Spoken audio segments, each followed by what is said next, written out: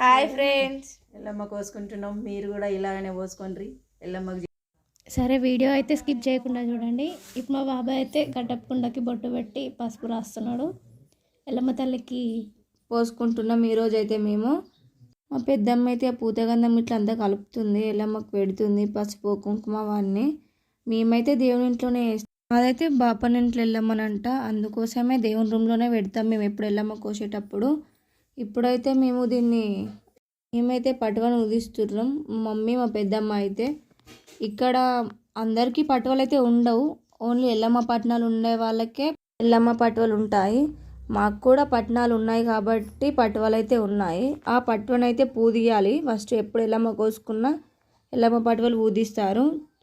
అట్లా బొట్లు పెట్టుకోవాలి, పైన నుంచి గీతలు వేసుకోవాలి సున్నం రాసి.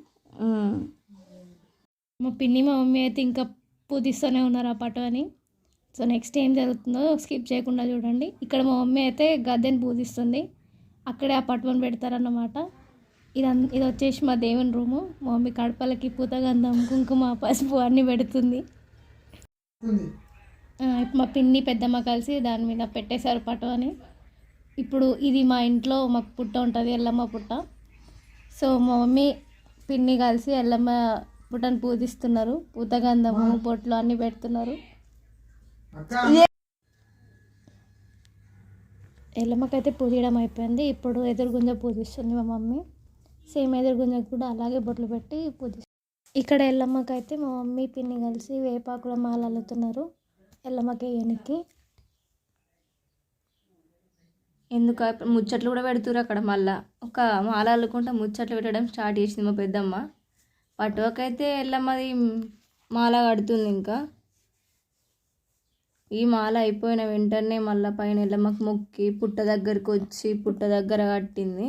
పూలు కూడా పెట్టేసింది, ఎదురుగుంజకు కూడా కట్టింది. మీరు కూడా ఎలా వేసుకుంటారో చెప్పండి. మాకైతే ఇలానే తెలుసు, మేము ఇప్పటి నుంచో మా నాన్నమ్మ ఇలానే చెప్పింది కాబట్టి మమ్మీ వాళ్ళు కూడా ఇలానే వేస్తారు. ఇక నెక్స్ట్ అయితే అనుములు ఇంకా కుడుములు అయితే రెడీ అవుతున్నాయి ఎల్లమ్మ తల్లికి నైవేద్యం పెట్టడానికి. మా డాడీ అయితే చింతపండు వస్తున్నాడు. ఇక్కడ మా అక్క కర్రీ చేయడానికి వంకాయలు కోస్తుంది, మధ్యలో ముచ్చట్లు కూడా పెడుతుంది. మా పిన్ని మా మమ్మీ వచ్చి ఇస్తరాకులు కొడుతున్నారు. సో ఇలా రెడీ చేసాము ఎల్లమ్మ తల్లిని. చూడండి, ఇప్పుడు నైవేద్యం పెడుతున్నారు.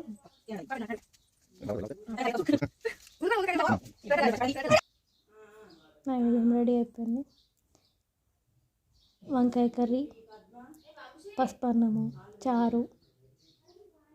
మేమైతే ఇలా చేసుకుంటాం వంటలు. మీరేం చేసుకుంటారో కామెంట్ చేయండి.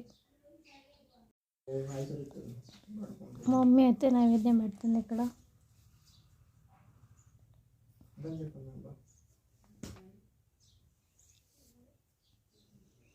మేము ఏమేమి ఐటమ్ చేసుకున్నాము అన్నీ ఇస్తరాకులో పెట్టి దేవునికి. ఇంకా ఒక్క పొద్దు ఇడవాలి దేవుని మొక్కినాక. మాకైతే చాలా ఆకలిస్తుంది.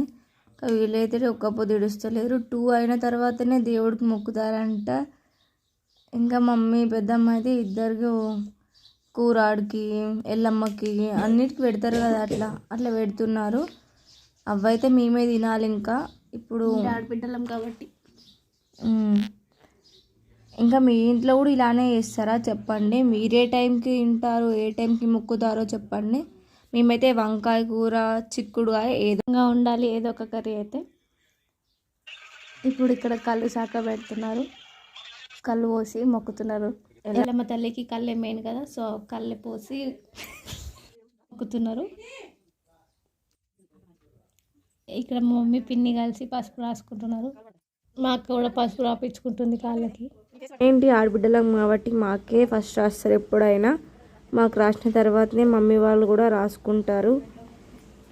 నేను మమ్మీకి కాళ్ళకి పసుపు పెడతానే అంటే మమ్మీ ఇవ్వట్లే, నేనే పెట్టుకుంటా అని చెప్పి పెట్టుకుంది. ఇంకా కొబ్బరికాయలు కొడుతురు పుట్ట దగ్గరే.